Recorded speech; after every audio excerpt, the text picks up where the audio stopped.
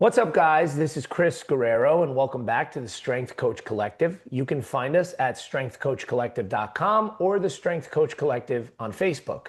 This show is for coaches who want to sharpen their craft and deliver better outcomes for their clients. Here we bring on leaders in the industry to break down their methods, mindsets, and principles that actually move the needle in your coaching and your athletes' results. Today, we're joined by Dave Durante, a multiple-time USA Gymnastics national champion and a member of the 2008 Beijing Olympic team as an alternate. After retiring from competition, Dave transitioned into coaching, helping Stanford University secure an NCAA team title in 2009, and he has continued to give back to the sport through his leadership roles with the United States Olympic and Paralympic Committee and the USA Gymnastics Men's Technical Committee. Dave is also the co-founder and operator of Power Monkey Fitness, a leading educational resource in the fitness world that blends the expertise of world-class coaches, athletes, turned coaches to elevate movement quality across the fitness community. Under his leadership, Power Monkey has expanded to global events, digital coaching, and innovative fitness equipment, impacting coaches and athletes worldwide. Dave lives in Portland, Oregon with his wife Sadie and their two daughters, continuing his mission of helping people move better and train smarter. Dave, welcome to the show. Thanks for that intro, man. That was great. Appreciate it. You're very welcome, man. Thank you so much for being here. We were talking before we got on. I know Dave from my past life as an athlete, and he helped me quite a bit with my gymnastics. And I remember what was that first apparatus you came out with? Like people were in a harness to be able to Yeah, that's our ring thing. That's our ring thing. It's the ring thing. absolutely. We still got that on our website, selling strong. It's in most of the biggest CrossFit gyms in the world, at the National Training Center, at most NCAA gyms. It's a great tool if you're looking to work on your ring movement. Awesome. Well, let's jump in. I want to talk to you a little bit about Power Monkey. So Power Monkey has grown from a concept to a global educational brand with events worldwide, digital coaching, equipment. What have been the biggest challenges and lessons in scaling an education-based fitness company while maintaining high quality coaching? Oh man, that question could just be an episode in of itself, right? I think personally, if I'm being totally honest, I don't come from a business background, and I'm a coach. I was an athlete. In fact, I didn't even envision myself as a coach when I was an athlete. I was adamant that I had no business being a coach. I didn't want to have anything to do with the coaching world. I was so focused on being a top level athlete and was observing just from a distance the way that my coaches coach, and I said, I just don't have that in me. I don't have the ability to resonate with athletes in the same way that my coach was doing for me. And so I was pursuing careers that were, polar opposite on purpose away from coaching. And just circumstance pulled me back into the world that I ended up falling in love with. But um, not coming from the business world has created a learning curve that is substantial, something that every day I'm finding new ways to direct the resources that we do have. We're a very small company. We've continued to kind of chip away. I think maybe people think we're a bigger company because we've been around for a while and we have a pretty good social media presence and have some really top level coaching, but we're still a very small brand. And not coming from a business background has been a learning curve. I always tell people I'm kind of getting my MBA on the fly, and it's created a lot of challenges and mistakes and pitfalls. And I look back and say, geez, what was I doing, 5 years ago, 10 years ago, 15 years ago when we were starting Power Monkey? And every day today, I'm still learning. So I think from my perspective, I view things from the perspective of I love coaching now. I love working with people. I love the ability to kind of transfer my expertise of the gymnastics world to people who found it later in life. And the business side of things is something that I've had to really, really dive into and learn a little bit more on so that we can actually make this thing grow even more. So with the transition of you being an athlete, because I want to touch on something you said, you never envisioned yourself as a coach. You were actually the antithesis. You were like, hey, I don't have that in me. What happened? What changed? Obviously, all athletic careers have a shelf life, right? So what changed from that feeling of like, hey, that's not me, that's not what I want to do, to now it's something that you're so passionate about and have been sharing, your expertise with people all over the world? I think the first thing is the perspective came from an athlete, someone who was striving to be the best athlete possible, trying to be one of the best in the world. And when you're in that mentality as an athlete, you're very selfish.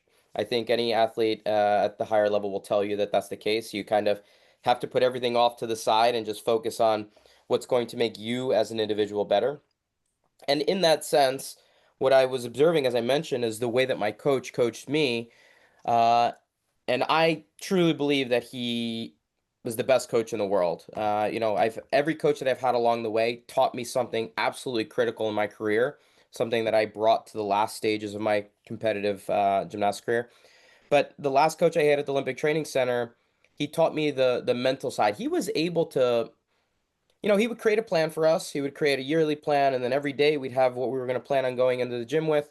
And at the Olympic Training Center, what's really unique about it is that while gymnastics is, I look at gymnastics as a team sport. Like we're out there looking to win medals for Team USA, not as an individual sport. I think most people would view it as an individual sport. But when you're coming into the gym, we had maybe 8, 10 guys that were living at the training center at the time, and every one of those guys trained differently. Every one of those guys had the same objective, but some guys would complete the task in an hour or an hour and a half, and other guys would complete the task in 6 hours. And so our coach needed to come in and say, okay, this is the plan. This is what we have to get done for the day.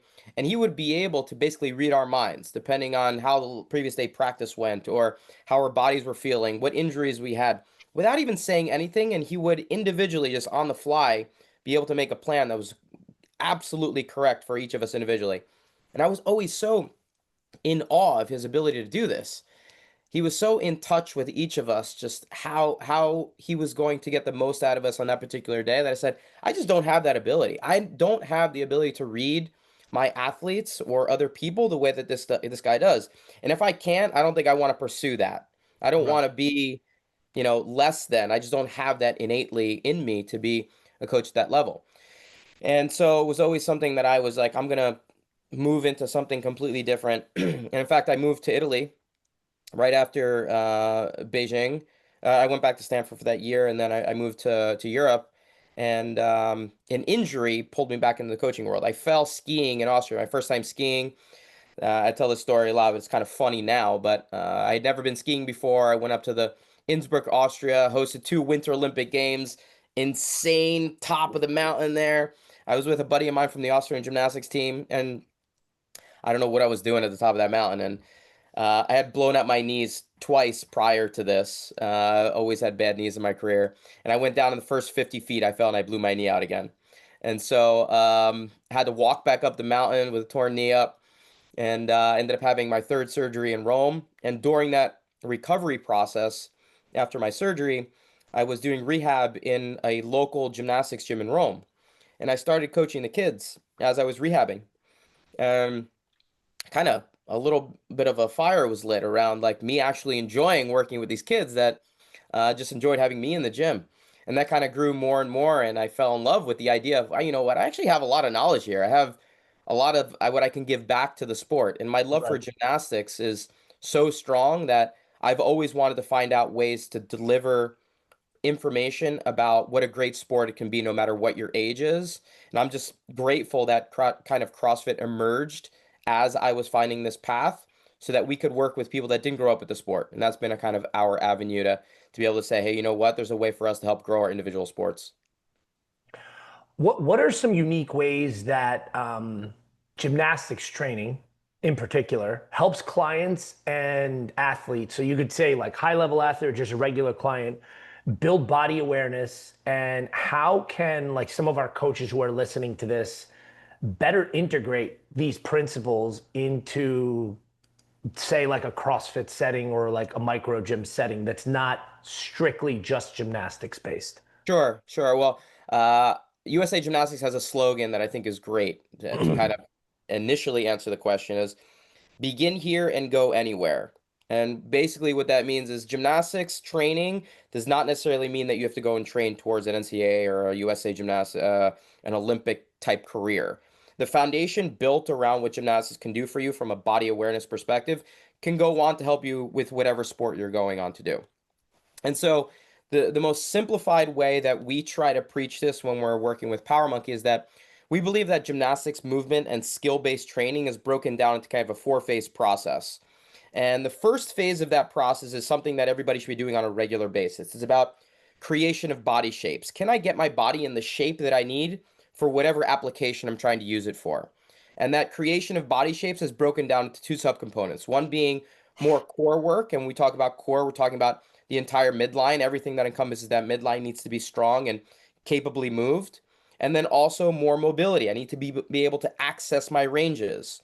So if I have limited mobility and a weak core, my shapes are going to be shit. I'm not going to be able to actually apply it in a workout, let alone with intensity, let alone with high volume.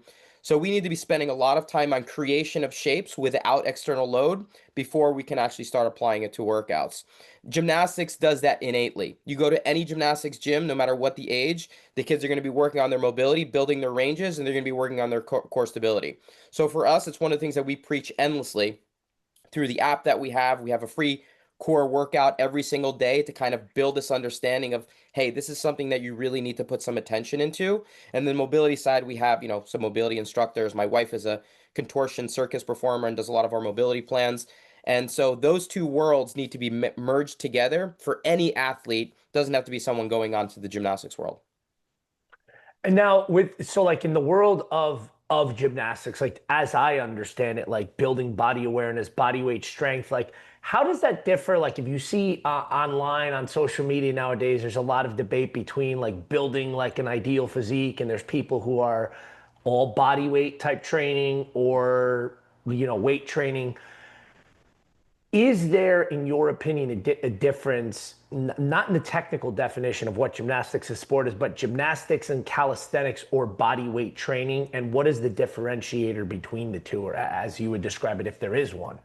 I think they both kind of have their basis in a very similar field, similar mold to it. Breakdancing kind of is in that space too, I'd say. Body movement, being able to kind of put your body in places like parkour is an extension of it. There's a bunch of different specialties.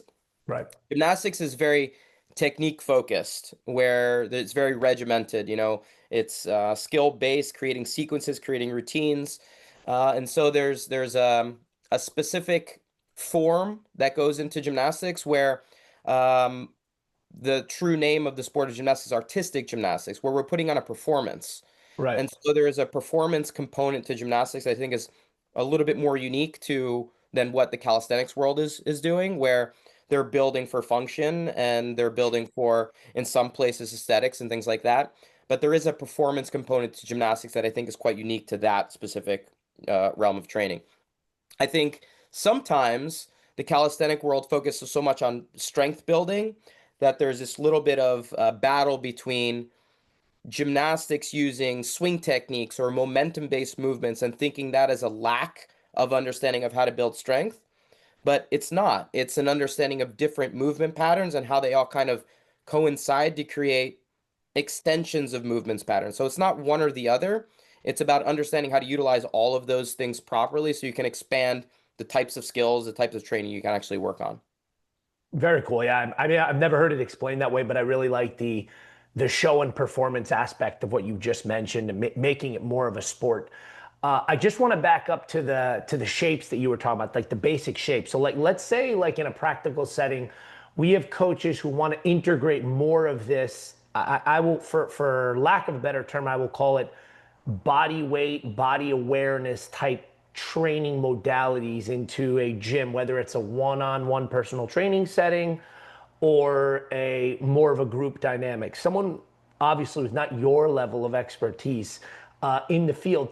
What are some basic drills or things that our coaches can start to teach people to start to build better awareness around their shapes, like you said? Because what do they say? Gymnastics, it says start here and go anywhere. So like Yeah. how could we implement that? The average Yeah, coach. I mean, yeah, so, we can go over specific drills and positional awareness pieces, but the reality is that there's no revolutionary one thing that's going to do it. I think most coaches at least have a general awareness, especially if you've been in the kind of the CrossFit or functional fitness space for a while. You know what hollow is, you know what arch is at this point. I'm doing courses almost every weekend now I'll ask just the general member. You guys know what hollow and arch? At this point, everyone knows what those shapes are. How do you achieve it? You can attack it from a bunch of different ways. The most important thing that most people are not willing or able to do is be consistent with your training. Consistency is absolutely the most important part to all of this. So you can pick whatever drill you want to do. If you hammer that home on a regular basis, improvements will be made. And so the specificity of the exercise is less important than how often you're doing it. And so to me, like, we can go over specific drills. I can give you a couple drills on hollow or arch or positional awareness pieces. But to me, the thing that I think we need to hammer home is needs to be consistent, and things take time. Things take time. One of the other things that I mention a lot when I'm teaching people is I always like to bring this up, and this is maybe interesting for you too, Chris, just to understand some general knowledge around the artistic gymnastics world. And all of our skills in the gymnastics world are on a letter scale from an A in our code of points. They're all rated on a letter scale. From an A level skill being the most basic, all the way up to now J level skills being the most challenging. And when I retired after 2008 games, maybe like the first G level skill had come out. So over the past 15 plus years, the sport has continuously evolved. It's getting more and more challenging. The apparatus is getting better. The athletes are doing insane things. But along this continuum from an A to J, a strict muscle up doesn't even fall into the A category. It has no value. So people are like devastated when I tell them this. And it's more perspective than demoralize people. So kind of keep that in perspective for your listeners. But it's to give you some awareness around how long it takes to really work on these skills that are considered to be fairly basic in the artistic gymnastics world. Iron cross is another one. This is one that I always used to bring up. Iron cross is a really challenging movement pattern. Holding yourself out on rings horizontally with those arms. Up until just a couple of months ago, that was a B level movement in our code of points. A B, an iron cross, insanely difficult movement, a B level skill. They just upgraded for the first time after the Olympics. It's now a C level skill. But these skills are not learned in days or weeks or, an open workout when someone's screaming in your face and you make something for the first time. You think it's great and you can't understand why you can't repeat it ever again. It's because the consistency is not there. The timeline, chipping away, understanding that these things need to be working. The process is really what we need to get after. And so in some cases, things take months, years, and an iron cross took me 12 years to learn. We're talking decades in some cases to learn a B level movement. And so we have to understand that consistency and timelines really need to be appreciated if your hopes are to become more capable with how you're applying these movements. So I mean, that is just such an important piece because a lot of the athletes that I train online that are looking for novelty or nuance or different movement patterns all the time, I'm like, guys, my biological age is going to be 41. My training age is probably that of like a 70-year-old man. I've been training really hard for a long time. I literally use the same 12 to 15 movements on repeat. All that's Yep. happened to me is I've lowered my training volume and increased the intensity to a degree with how hard I push myself. And I'm still getting results to these days. But I think the difficult thing, at least not for the coaches necessarily, but for some of our clients to understand. So say the average person who comes into the gym 3 times a week, they want to get in shape, they want to lose some weight, they want to build some muscle, and they could get that from pretty much any workout program if they're consistent. Have you found anything because you work with world-class coaches all the time, anything that you guys have utilized to help clients understand that the boring, consistent, repetitive work over time is what's going to lead to these, they seem incremental, but going from not being able to do an iron cross to all of the things that you build up to be able to get to that point? How do we convey those kinds of messages to the average person so that they don't just get bored or quit or give Yep. up? Yeah, I think that's a lifelong challenge. I think one of the things that because it's a challenge for us too. It was a challenge for me as an athlete because I wanted the end result, right? I want to be at the top of the podium. And the things that get you there are the small incremental steps along the way. And one of the things that we have up on the wall in Stanford's gym is a sign that was just take pride in the process. And I think we need to continuously convey the idea that the process is as important, if not more important than the outcome. And so if you as a coach can convey that And this has always been something I've been trying very hard to preach is you need one person to buy in. You need one person in your gym to buy in that the process matters. Because if that person buys in, the results will slowly start to fall in line with that person, and other people will be asking why. It's because they bought in to understand that the process matter rather than the end result. And so I've always tried to say, okay, who's the person in the class that's understanding what I'm trying to preach here? And try to lean into that a little bit and use that as an emissary to then say, that person, hey, let's see if you can convey this to one other person and pull them in. And so if we can get one person to understand the importance of the process, it slowly starts to trickle into the rest of the people buying in. I mean, that's great. Now, in terms of like Power Monkey and all the coaches that you work with, like you guys work with people from all different backgrounds, obviously gymnastics, weightlifting, endurance, mixed modal sports. How has working in this multidisciplinary environment shaped your approach to coaching and programming? Because I'm sure working with all these people coming from different fields, there was a lot of different viewpoints on the maybe not, for lack of a better term, the best way to achieve said outcome. How has that shaped your evolving approach to coaching people? I think it's one of the things I'm most proud of with Power Monkey has been this integration of so many different viewpoints, where everyone has been able to learn and make their individual vertical better because of it. And so I become a better gymnastics coach from working with Mike Service and Chad Vaughn and Cheryl Hayworth and Wes Kitts and these other incredible weightlifting coaches, and from Chris Hinshaw on the endurance side, and from Jeff Martone on the kettlebell side, or with Jason Lyden from having worked with so many CrossFit athletes over the years, and Dave Newman on the jump rope side, or Rika Geyser, or Lindsay Shoup on the rowing side, Olympic gold medalists. And so for us to be able to have this staff that is so vast in so many different areas, and for us to collectively work together, and I think this is also something that we do very unique, is we don't just come together and do our individual seminar, right? You can go to any, weekend seminar and learn from an expert, and that expert is then gone. Right. We don't do that. We have built our coaching methodology with each other. And so there's a through line in the way that we coach at all of the different stations and all of the different individual specialties. There is a piece of gymnastics in the way that Mike teaches his weightlifting. There's a piece of endurance and running technique in the way that I teach gymnastics. Capacity training in the way that Chris has taught that in it and instilled in me some of the important tenets around capacity training for running. And so have I changed the way that I teach gymnastics? 100% absolutely, yes. And so one thing I do now, my daughter's in gymnastics now, and I'm having her lift and work on her leg strength and work on her stability on her landings. One, because maybe it's a genetic thing, but I've blown up my knees 3 times, and I'm maybe a little bit paranoid about genetics being a factor in whether or not my kids' lower halves are going to be strong enough to be able to sustain gymnastics landings in a long Right. career. And so we've been implementing weightlifting techniques at a club level here, but also it's something I've implemented with the guys I work with Team USA. And on the functional fitness CrossFit side, we've taken some really interesting things from the endurance world, and me, Chris Hinshaw, and Chad Vaughn have put together something called Capacity WOD to undertake some of the tenets around building an engine in the endurance world and apply it to skill-specific training. So what are some things that we can do around building for an athlete who's looking to compete in CrossFit? How can we take some of the tenets from the endurance world and apply those same things to skill-specific training?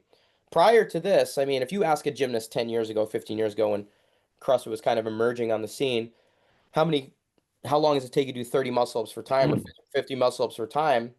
Gymnasts would have no idea. There would be no reason for a gymnast to ever do something like that, Right. Right. right?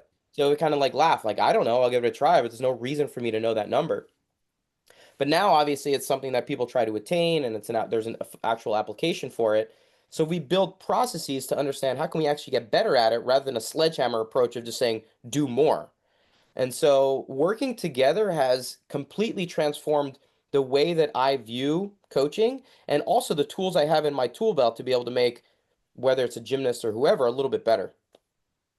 So I think something you touched on, which I kind of wanted to ask in the beginning, and you touched on it now. So when you were training for like the Olympics in Beijing, was there any weightlifting or weight training associated with what you guys did on a regular basis?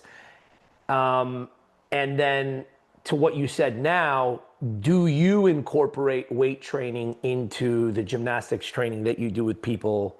Yeah. If so, what's changed and why? Um, the answer when I was training was virtually no, virtually nothing.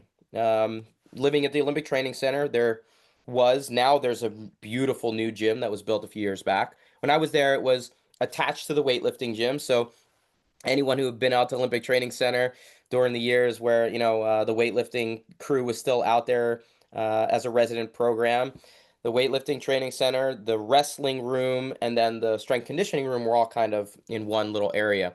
And so it was available to us. I became friends with the strength conditioning coaches at the training center, many of whom have gone on to do incredible things in the strength conditioning world post the Olympic Training Center, which has been very cool to see. Um, but it wasn't something that was required.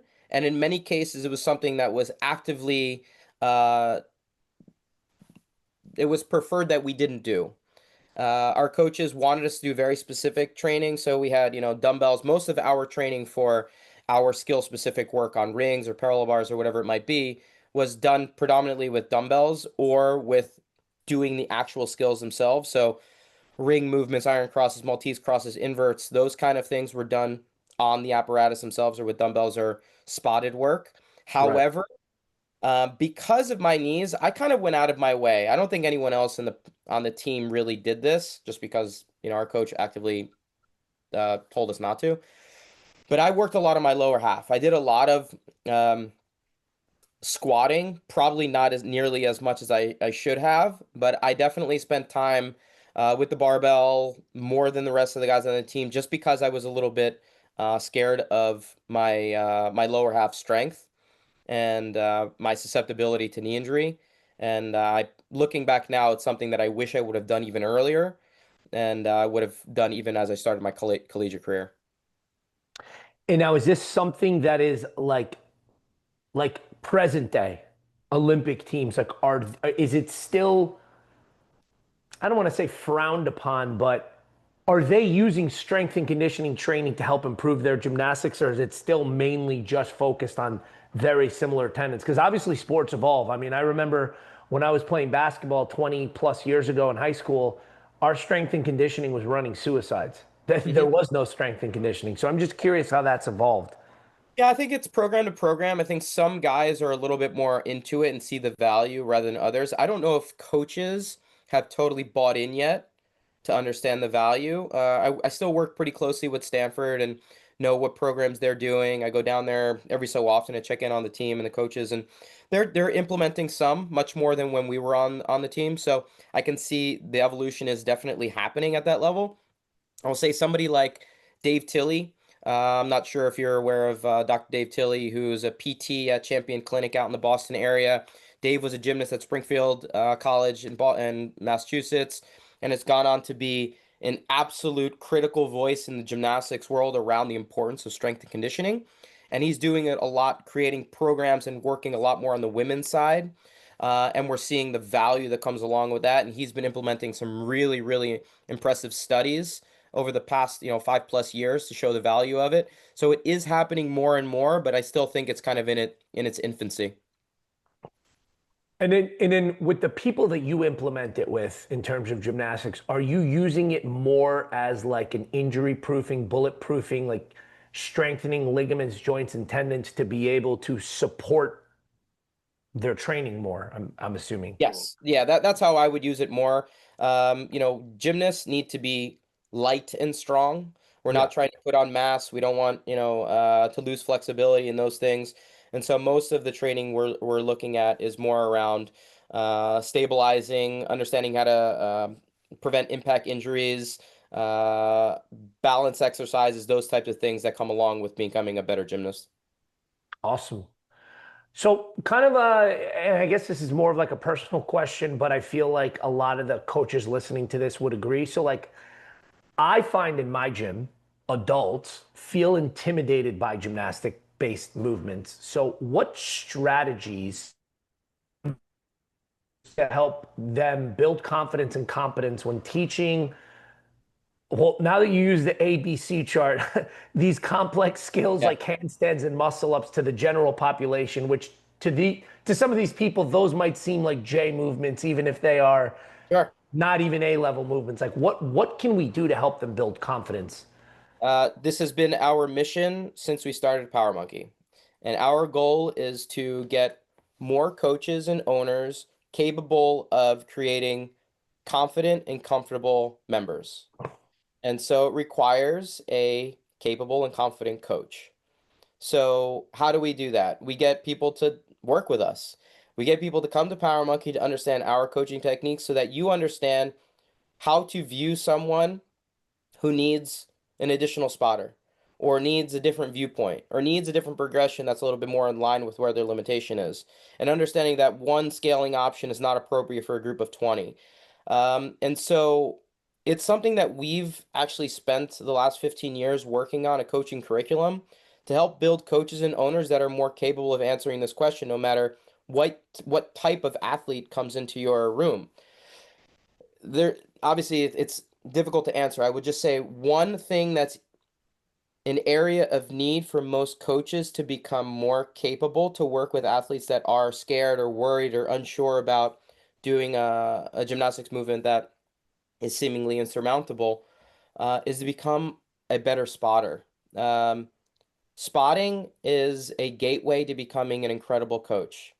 And if you can become the most capable and confident spotter in your gym as a coach or an owner, you will become the most highly sought after coach in your gym because people will come to you to keep them safe. They will trust you to keep them safe on movements that scare the shit out of them. And so we've built a spotting curriculum. The first time that I actually tested it out was at Jason Leiden's gym in Milford a year and a half ago, 2 years ago, when he put on that Northeast Coaching Summit. And I think it went over really well. I think coaches were understanding the value that comes along with where do I position myself? If I don't know how to spot, how am I going to convey this level of comfort and assure the person that I'm working with that they're safe? You mess up on a spot one time with someone who's getting inverted and scared shitless of it, and they fall, that person is never going to want to get it upside down again. Yeah. So it's imperative on you as a coach to understand how to create comfort and confidence through spotting techniques and becoming more capable of understanding what that person individually needs. And it's really interesting that you say that because it's very rare. I mean, outside of like maybe like a pull up, right, where you can like physically assist someone, I don't see many coaches with the skill set of understanding like, hey, where should I stand if I'm trying to teach someone how to handstand walk? I remember personal, man, this was probably back in like 2011. I was teaching a class of handstand walking, and like one of the coaches was taking the class because I was trying to kind of break it down, and I wasn't sure where to stand, so I was kind of helping spot the guy. When he kicked down, he kicked me right in the face, and I'm like, well, I could see now why I should have been standing on the other side, and there's Yeah. probably a way to figure out what leg he's going to kick up with and what side to stand on. But I couldn't agree more. So, like, I guess to reiterate for the coaches, building this confidence in spotting these more complex movements that our clients are scared of, because, like, let's just say we're spotting them on a handstand and they fall, they're Mhm. probably going to lose their confidence or trust in us to be able to help them if we don't understand that. Yeah, that's exactly right. And I'd say spotting does a few other things too. One, I think when I'm spotting someone and I do the work the first time, there's a lot of this response of, well, yeah, I did it because you spotted me. And people look at it almost like a negative. It's not a negative. It's part of the Right. learning process. I think sometimes we equate doing all of the strength component to understanding and mastering of the movement. When a spotter is there and helping, they should be taking the strength component out of the equation to allow you to focus on the technique of the movement pattern so that your brain can get wrapped around what shape should I be creating? What am I supposed to be feeling like with my fingertips when I'm inverted, let alone understanding should I be breathing right now? And so if we can understand where the value is by saying, hey, we're going to remove these parts of the equation so we can focus on these other components, you allow the athlete to start building some confidence around what the movement should look like. And then we layer back in strength on top of that. You go to any gymnastics gym, you're going to see a coach spotting an athlete through a movement, maybe sometimes two spotters, and then they slowly start to, ease off of it as the athlete becomes a little bit more capable. It's part of learning skills. It's part of the learning process. What we don't have right now is enough capable and confident spotters, and that's something that we're trying to work hard on the Power Monkey side to be able to kind of build that within the coaching community. Yes, and this is like a perfect segue into what I wanted to ask next, which was like you have to be a pretty, I guess, not only good coach, but a great coach to understand some of these concepts and be able to teach them to others. So, like, you've built a team of former world-class athletes who have now transitioned into coaching. When you're looking to bring on new coaches into the Power Monkey family, how do you help them translate their athlete background into effective coaching for others? Yeah, so it is a process, and we're kind of always fine-tuning the process, but we get a lot of inquiries about that. Hey, I want to become a Power Monkey coach. And a majority of our head coaches, actually all of our head coaches, were former elite athletes and transitioned into coaching. So that's how we built our team. It's a very unique approach, and I think most people, this is not saying anything revolutionary again here, is, just because you were an elite athlete doesn't mean that you're necessarily a good coach. In fact, most elite athletes are terrible coaches because it came innately to them and they didn't need to learn the process or convey it. But our coaches were athletes at a high level and have become just incredible coaches. They can convey those things really well. However, a lot of the people that come to us don't come from those same backgrounds but want to be a coach. They're adamant and they love the coaching world and they love the way Power Monkey approaches movement and they want to be able to convey that same thing. The first step in that process is coming to a Power Monkey camp. Our week-long event that we host out in the woods of Tennessee that we've been doing for upwards of 13 years now. It's an incredible week of training. You'll get hands-on a full week, which is super unique with all of our coaches, and you can dive into the specialties that you are most interested in. And from there, you become part of you can put a resume in to become part of our internship staff. And from there, you can become an assistant coach, and you can work your way up into becoming an actual lead coach for us. And so we've had a bunch of people over the years that have gone through the process and are now coaching seminars for us. But it is something that starts with just participating and coming to a Power Monkey camp. Yeah, I'm gonna have to make it out to one of these. I feel like a week of fitness and learning is sounds like a dream for me, and You I'm got to sure do it, man. that many other coaches.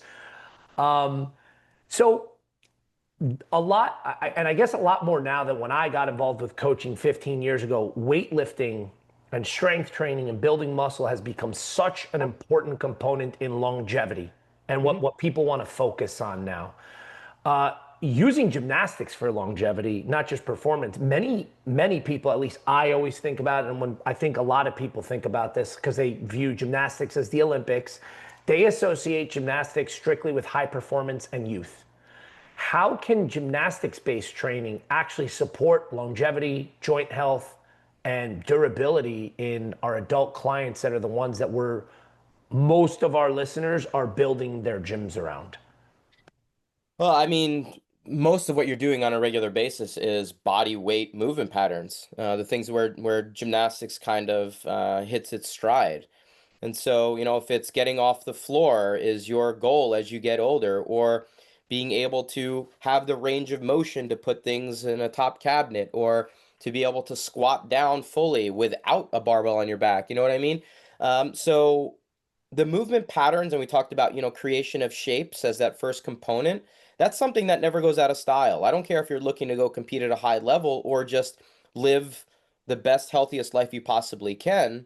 Gymnastics-based movement, especially those early, we didn't go into the other phases of skill development, uh, but just staying on that phase one of creation of shapes is so critical for anything moving forward. In fact, we prefer to work with the population that's looking for longevity and wellness moving forward as opposed to someone that's looking to compete at a high level because we feel like we can have more of an impact there. We can help an elite athlete, but it's not our main goal. There's a lot of things around grip strength showing being a factor in longevity. I think grip strength is just more easily measurable strength component more than anything else, than it is like a true factor of longevity, but it's measurable across the board. It's something that's easily measurable from a 90-year-old person all the way to a 10-year-old person. It's easily measurable. So we can check on that a little bit more easily than we can a full range back squat, max PR back squat. Right. But do I think that there's things in the gymnastics world that are beneficial in terms of longevity?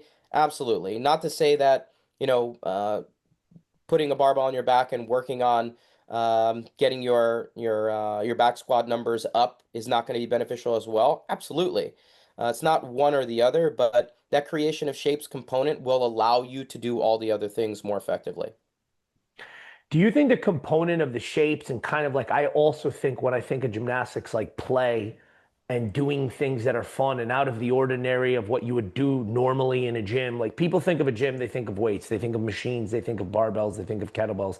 They don't think about some of the other skills and drills that are going to build similar strength and ranges of motion to be able to do that. Do you think that has any interplay or factor into how it can be effective for adults to be able to kind of increase longevity in a different way than maybe their friend is doing at F45 or a CrossFit gym?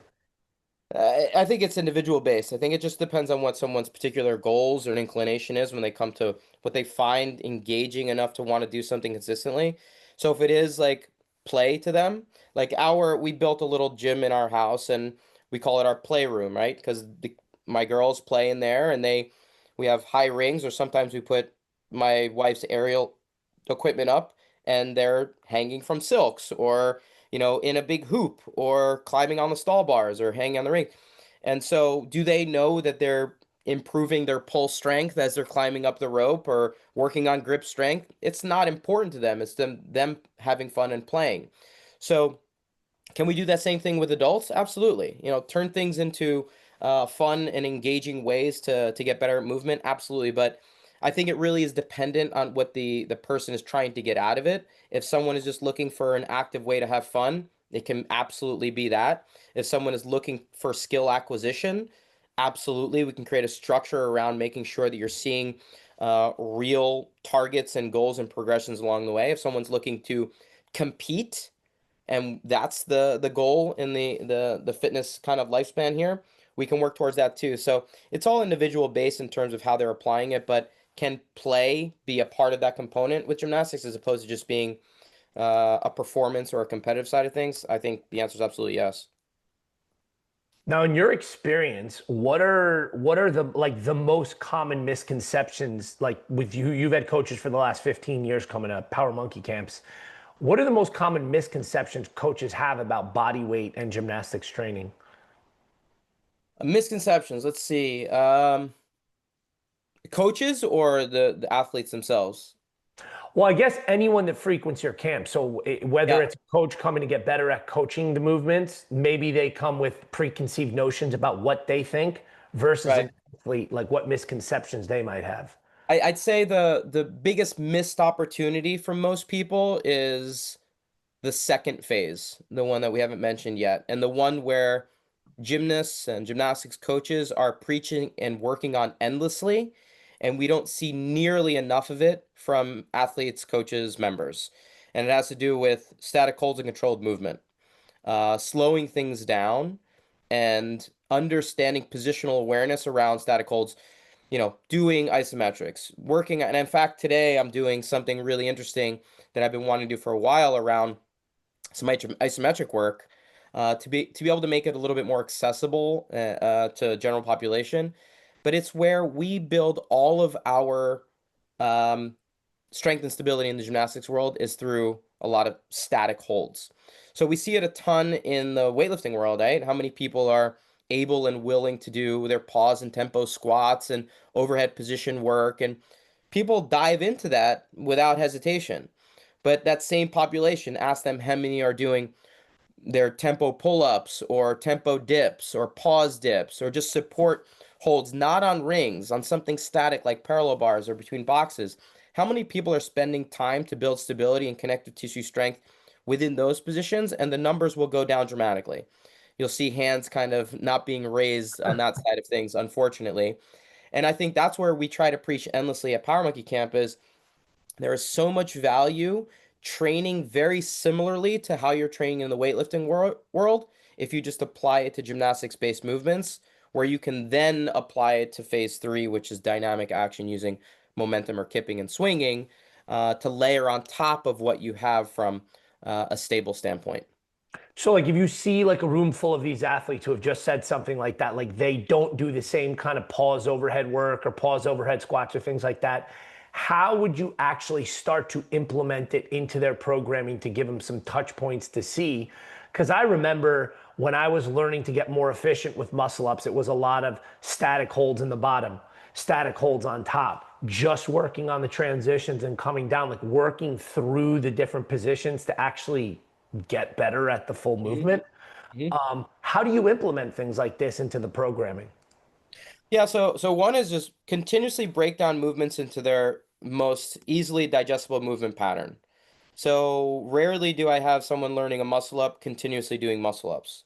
We'll understand where their individual breakpoint is or their biggest area of need is and tackle that and then, triage and prioritize from that standpoint. But the more we understand how to break down movements into their individual components, the more we can start tackling things a little bit more individualized for each member according to strengths and weaknesses. So that comes from a coaching eye. That comes from the coach being able to recognize what the individual needs. And then it also requires the coach to understand how to have the tools in their tool belt to break down things appropriately. And it's what we try to do endlessly with Power Monkey is say, okay, every skill has a list of finer components that are made up like a Lego piece to finally, show that whatever the final movement you're trying to build upon. And so the universal answer would be break down, understand individual components, individual members' weak points, and spend time in that phase two of static holds, controlled movement, like you talked about, bottom dip holds, support holds, top pull holds. The biggest area of need for most people is going to be around pull and push work at their peak pull and their bottom push. So building ranges around those two components is incredibly critical. As we start to get towards the end here, I wanted to ask you a question. So obviously, in terms of coaches that you've worked with as an athlete, coaches that you've worked with now with Power Monkey, because we're speaking to a ton of coaches with this podcast, like what if you had to narrow it down, say two, 1 to 2 attributes that you think is absolutely necessary in order to be a great coach? Yeah. I was talking about this with somebody recently.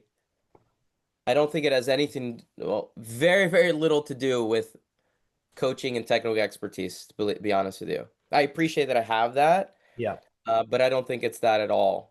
Especially when it comes to retention of members, it's giving a shit. It's caring about the person that you're working with is one. Because a lot of coaching, especially as you get into small groups and personal training, you're almost acting like a therapist. You have to listen to what the person is talking, and that's the other side is actually actively listening, caring about what the person is actually coming to you for, and not just being overly, hey, I'm an expert here, I'm going to tell you what I think you need. Listening and giving shit about who you're working with are more important, I found over the years, than anything I can give from a technical side of things. I couldn't agree more. And one of the things they teach us when we're becoming mentors at Two Brain is a lot of it is like you should be listening 70 to 80% of the time rather than jumping in and trying to correct Yeah. right away, like listening to what the person needs, meeting them where they're at and giving them what they need in order to get the eventually get the outcome that you're looking for. So being able to listen and just being able to care. Now, those are kind of like you can teach someone to listen more, but caring, I guess it's a little bit harder to teach a coach. Like if you have a coach Yeah. that doesn't really care about others, they're just kind of doing it. Would you say that that attribute specifically is something like you kind of either have it or you don't? I hope not. You know what I mean? I like to think that it is something that can be learned. Is it easy to learn? Absolutely not. You have to want to be able to strive towards that. Right. But I'm hopeful that it is something that can be taught because we need more caring coaches, people that give a shit about who they work with rather than, are there for a paycheck or for there to kind of punch in and punch out. They're a resource there that I think we need to continuously motivate and say, hey, you can become an amazing coach. There's one other thing I just want to mention on that listening component that um, I've started to implement a lot. I was out in Tennessee a few weeks ago at kids gymnastics camp, working with the next generation of gymnasts. I do that every once in a while. It's actually at the same facility in Crossville, Tennessee, where we host our Power Monkey camp. And one of the things I do quite a bit when I'm working with athletes is say someone takes a turn or does a movement or goes through a lift or whatever it might be, instead of automatically seeing what they did and giving your input, which is what I think a lot of coaches do, the first thing I do is I'll ask a question. Ask them what they felt or what they were thinking about. Ask them about the turn itself to get their immediate feedback, especially as it's fresh in their minds. And then from there, let the conversation go into what's next. If you force the athlete to become a little more thoughtful around turn to turn, you end up creating more thoughtful athletes in the long term, where they can become a little bit more knowledgeable around what they're doing rather than just being force fed what they should be listening to. And so a lot of the listening components is asking questions post turns. I found that to be incredibly valuable as a coach myself. That's a great, yeah. So that's a great point. So not only just active listening, but also asking questions Yeah. in order to understand. Forcing the athlete to think a little bit more, Yeah, yeah, think a yeah, little bit more from turn to turn. Yep. yeah. That's great. So speed round as we wrap up here. Let's do it. What is your favorite meal? Either my mom's lasagna. I'm a good Italian boy from the Northeast. I grew up in Jersey, just outside of New York City, and 100% 100% Italiano. And so my mom's lasagna, she'd kill me if I said otherwise. Favorite place you've either visited or lived in the world? Uh, I've been very, very fortunate to travel around the world. I've been many, many places with Team USA, with Power Monkey, with CrossFit, and so it's hard to pick one. But I'm partial to New York City. I know people hate it who are not from there, but I was born and bred. My mom grew up going to New York City, working with CBS, and instilled that love of the city, and so New York is where my heart is. And then lastly, currently for you as an athlete, what is your current training split? I'm always doing some handstand work. If I have any specific goals as I get older, they're still within the handstand world because I've continuously seen improvement around that world. So every day I'm getting inverted. Working on something in the handstand space, whether that's handstand holds or handstand push-ups or presses or one arm work. I'm working on different variations, and then I just pick and choose. I try to vary it up as much as possible. I live in Portland, where it's a huge running culture, so I've been running quite a bit. I probably do 5 to 10 miles a week, which for a gymnast is quite a bit of running. Yeah. And so I do some lifting to make sure that my weightlifting coaches aren't making fun of my legs when I show up at Power Monkey Camp. And then just trying to stick with as much gymnastics as I can. Awesome, man. Where can we find you? Where can we Uh, follow you and get more information about you and Power Monkey? Yeah, absolutely. So our Instagram feeds are probably where we're going to get most of our day-to-day tidbits and upcoming events at Dave Durante for my personal and at Power Monkey Fitness and at Power Monkey Camp. And then you can head to powermonkeyfitness.com and powermonkeycamp.com for our upcoming camps and other events. You can also check out our app. We have Power Monkey Training app in the App Store. You can find kind of the account creation process on the website, but it's most of it is around skill development plans. They're all assessment based. They're very thought out. I'm very proud of what the app is able to do for someone who's looking to build a pull up or handstand push up or improve their handstand walking, whatever it might be. It's a great place to start and work with us.